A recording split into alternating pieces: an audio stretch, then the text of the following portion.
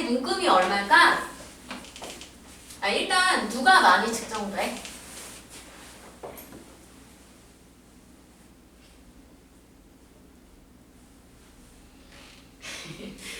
누가 제일 덜 늘어나? 더 늘어나고 덜 늘어나? 다 똑같다? 사실 실제로 용수철의 질량을 무시하지 않으면 얘가 제일 많이 늘어나. 왜냐하면 얘가 아래 방향으로 중력받잖아. 물론 얘네도 아래로 중력받지만 내 그림에는 이렇게 떨어져 있는데 바닥에 닿아 있다라고 생각하고, 그럼 중력 아래로 작용하지 이렇게 작용하지 않으니까 실제로는 얘가 제일 많이 늘어나. 왜냐면 이거 외에 용수철 무게만큼의 중력이 추가되기 때문에. 하지만 용수철 질량을 무시한다면 모두 다 똑같아. 자, 그러면 눈금은 얼마로 측정될까? 다 10N으로 측정돼. 자, 이때 눈금은 용수철이 원래보다 늘어난 만큼 눈금을 측정하는 거잖아. 그러면 늘리는 힘이 어떻게 작용하는가를 한번 확인해 보자고. 자, 얘한테 아래 방향으로 중력 10N, 그 힘이 전달해서 10N, 그 힘이 전달해서 옆 벽을 10으로 당기면 용수철이 벽 당기니까 벽도 용수철한테 10N. 그 힘이 전달해서 얘가 어느 정도 내려오면 이렇게 위로 10이라는 힘이 작용해서 얘도 정지할 수 있는 거야. 자, 그 다음에 이 경우는 자, 뭐 이 10이나 사람이 주는 10이나 다를 거 없잖아. 그래서 용수철이 오른쪽으로 10N, 그 힘이 전달돼서 벽이 10N, 그럼 벽도 용수철을 10N, 그 힘이 전달돼서 내가 이렇게 잡고 있으면 내 손이 왼쪽으로 끌려가는 10N의 힘을 받지만 그건 손이 받는 힘이니까 여기서 제외할게. 자, 그 다음에 이 경우에는 얘한테 아래 방향으로 10N, 그 힘이 전달 10, 전달 10. 그런데 동시에 얘한테도 10N, 그 힘이 전달 해서 얘네도 어느 정도 내려와서 정지 있을 수 있지. 자, 마지막 네 번째 얘한테도 10N, 그러면 용수철 10, 걔가 천장을 당기고 그럼 천장도 용수철을 위로 10, 반작용이죠? 그럼 그 힘이 전달돼서 얘도 위로 10. 그래서 추도 추 나름대로 다 평형을 유지하게 돼. 근데 어쨌거나 지금 이 용수철만 보면 결국 모두 양 방향으로 얼마 힘이 작용하는 꼴이야. 10의 힘이 작용하는 꼴이야. 그래서 늘어난 길이가 다 똑같고 똑같은 눈금을 측정하게 되는데 봐봐. 이런 경우도 왼쪽에 얘처럼 추가 없잖아. 그럼에도 불구하고 반작용으로 추가 있는 것처럼 힘이 작용해. 즉 반작용 때문에 항상 한 방향으로 힘이 있으면 반대 방향으로의 힘도 발생하게 돼 있어. 그러니까 우리가 이 눈금을 표시할 때 한쪽으로 작용하는 힘만 표시해. 뭔 얘기인지 알겠어? 자, 그래서 측정되는 눈금은 모두 10N이다.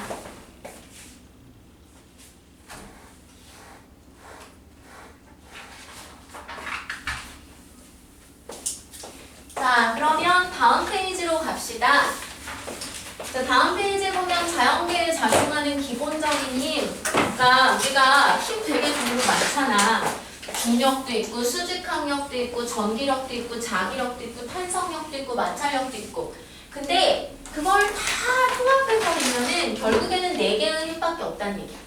그리고 우리가 알고 있는 대부분의 힘들은 전기력에서 발생한 경우가 많아요. 뭐 수직항력이라든지 장력이라든지 탄성력이라든지 이런 애들은 마찰력도 그렇고 전기력에서 거의 나왔다 생각하면 돼. 자, 그렇기 때문에 자연계에 존재하는 힘은 4가지밖에 없는데, 자, 첫 번째가 중력, 그리고 전자기력, 그 다음에 세 번째로 강한 상호작용, 약한 상호작용. 강한 상호작용하고 약한 상호작용은 들어본 적 없지? 별로 우리 일생에 영향이 없어. 강한 상호작용, 약한 상호작용은 통합과학 때 이제 나오게 되는데, 얘네들이 하는 역할이 있어. 우리 원자핵 한번 생각해봐. 원자핵은 양성자랑 중성자가 붙어있는 거 이상하지 않니? 양성자랑 양성자 간에 서로 간에 미는 전기적 척력이 그렇게 작용하는데도 붙어있는 거 이상하잖아. 왜 그러냐면 붙이는 힘이 작용하기 때문이야. 그때 그 양성자, 중성자들을 서로 붙여서 원자핵 만드는 힘이 강한 상호작용이야. 근데 이 강한 상호작용이 그 플러스 사이에 작용하는 전자기력, 전기력보다 더 세. 그래서 걔네들이 붙어 있을 수 있는 거야. 근데 이렇게 강한 힘이 우리 일생에는 별로 영향을 안 미치는데 얘는 작용 범위가 진짜 짧아. 10의 마이너스 15승 미터 이내 정도. 그러니까 원자의 거리 정도에서나 작용하는 거야. 오케이? 자, 그 다음에 약한 상호작용. 이제 나중에 통합과학을 학교 가서 하게 되면 뭐 이런 거 할 거예요. 우주의 그 탄생, 시간에 따른 변화 공부하게 될 거거든.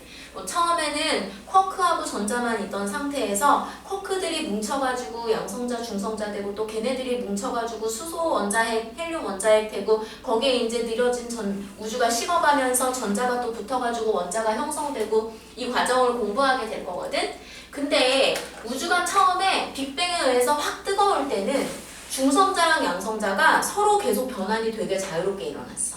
중성자가 양성자 되기도 하고 양성자가 중성자 되기도 했거든. 근데 우주가 자꾸 팽창하고 있어. 그래서 우주가 자꾸 추워지고 있고. 그렇게 되면 중성자에서 양성자로는 잘 가.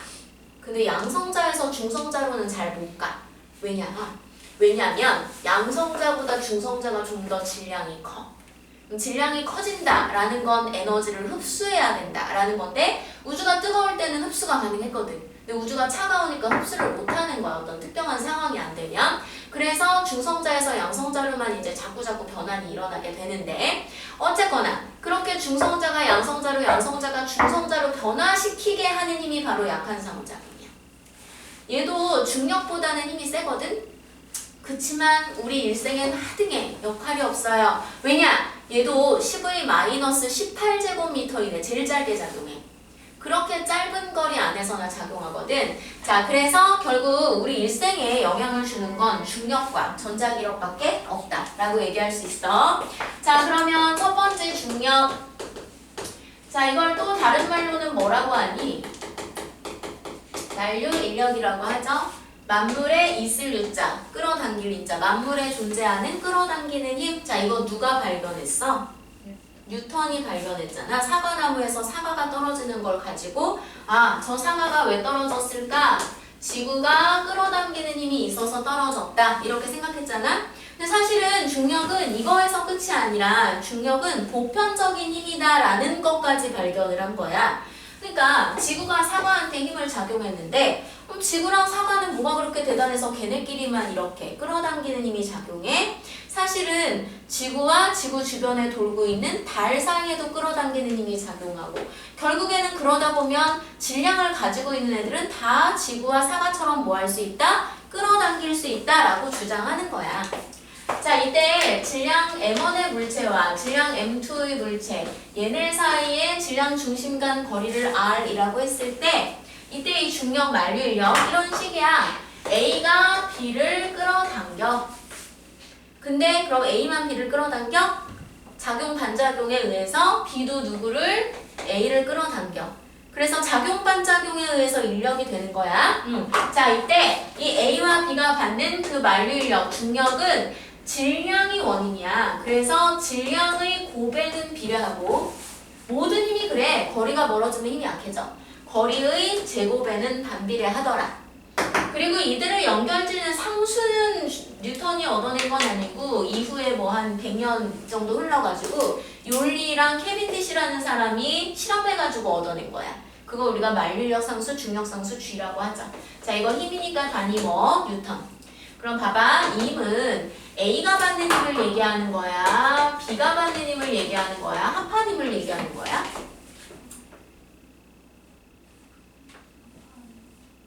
이렇게 물어보면 진짜 10명이면 10명이 합한 힘이라고 하는데 A가 받는 힘과 B가 받는 힘이 각각 이 크기야. 합한 힘은 아니야. 사실 각자 다른 물체가 받기 때문에 우리가 합을 할 일이 별로 없어. 자, 근데 작용 반작용에 의해서 얘도 이만큼, 얘도 이만큼의 힘을 받는 거야. 맞니? 자, 이런 질량을 가진 물체 사이에는 서로가 서로를 끌어당기는 힘이 있어서 중력이 작용하고 자, 이거에서 우린 특히 지구에 살고 있으니까 지구 질량 라지 M 그리고 지구 반지름 R이라고 했을 때 지구 표면에 있는 스몰 m의 물체 역시 질량 사이에 서로가 끌어당기는 힘을 받다 보니 중력이 발생한다. 자, 그럼 이 스몰 m의 물체가 받는 중력, 이 만류인력으로부터 식을 유도하면 G, 둘 사이의 거리. 근데 지구의 질량이 만약 균일하다 치면 질량 중심 어디? 중앙에 있고. 그럼 얘와 얘 사이의 거리 라지 R제곱 분의 M1, M2니까 라지 M, 스몰 m 되겠죠? 근데 이 힘 때문에 얘한테 중력 나타나서 F는 MA로부터 얻은 MG와 크기가 어떻다? 같다. 그럼 여기에서 힘을 받는 물체의 질량, 스몰 m은 어떻게 돼?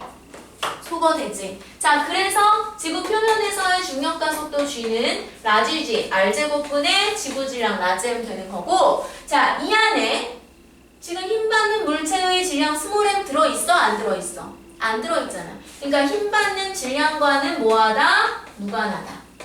그러니까 질량이 크던 작던 중력 가속도 다 9.8로 똑같잖아요. 됐니?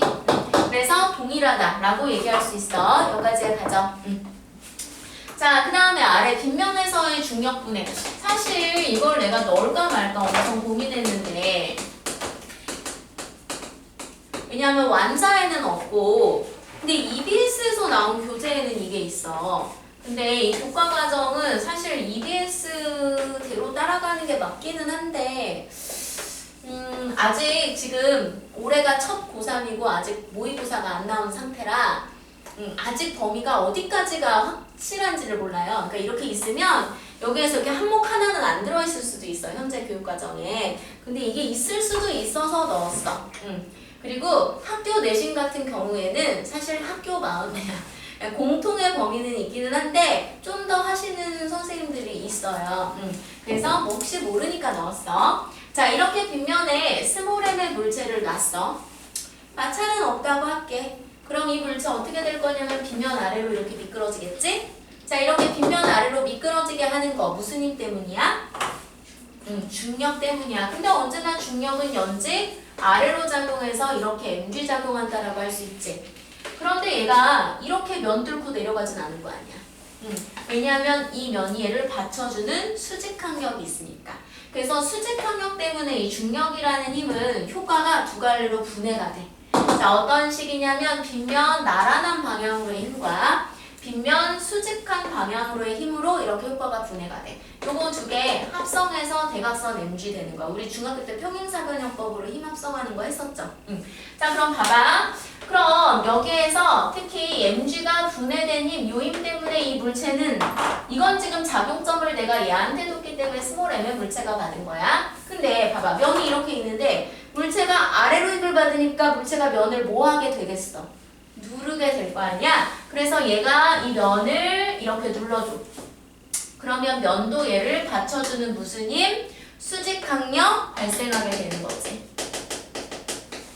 자, 수직항력은 영어로 normal force야. 그래서 우리가 약자 뭘 사용하냐면 n 써. 단위 n 아니야. 단위 뉴턴 아니야. 그럼 잘 봐. 이 물체는 중력 두 개로 갈라졌는데 이 물체가 이 힘과 반대 방향 같은 크기의 수직항력 받아서 이거 두 개 소거돼. 그럼 결국 무슨 힘 하나밖에 안 남는 거야? 빗면 아래로의 힘 하나밖에 안 남는 거야. 그래서 결국 얘가 받는 R자임 요거 빗면 아래로의 힘이고 그래서 그 힘에 의한 빗면 아래로의 가속도 생기는 거죠. 자, 특히 이때 요 사이각을 내가 세타라고 했을 때 그리고 뭐 얘를 x 90도라고 하면 얘랑 얘랑 나란하고 얘랑 얘랑 나란하잖니? 그러면 동의각에 의해서 얘도 얼마야? x 그리고 얘는 뭐야? 세타라고 할 수 있겠지? 자, 그러면 이 직각 삼각형에서 빗변 높이의 관계잖아. 그러니까 높이는 바로 mg sin 세타. 그리고 이 직각 삼각형에서 얘는 밑변에 해당되니까 코사인 세타 관계잖아. 그래서 얘는 mg 코사인 세타인데 얘랑 얘랑 똑같으니까 얼마인 거야? mg 코사인 세타. 그러니까 물체가 mg 코사인 세타로 누르고 그래서 면도 똑같은 크기 mg 코사인 세타로 받쳐주니까 물체가 이 면과 수직한 방향으로는 소거돼.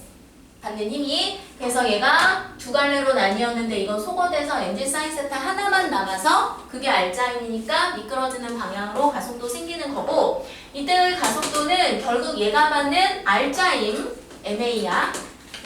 그게 mg 사인 세타잖아 지금. 그래서 가속도는 얼마? G 사인 세타 생기는 거죠. 여기까지 가니? 그래서 얘도 G 사인 세타의 등가속도 직선 운동을 한다. 여기까지 가요.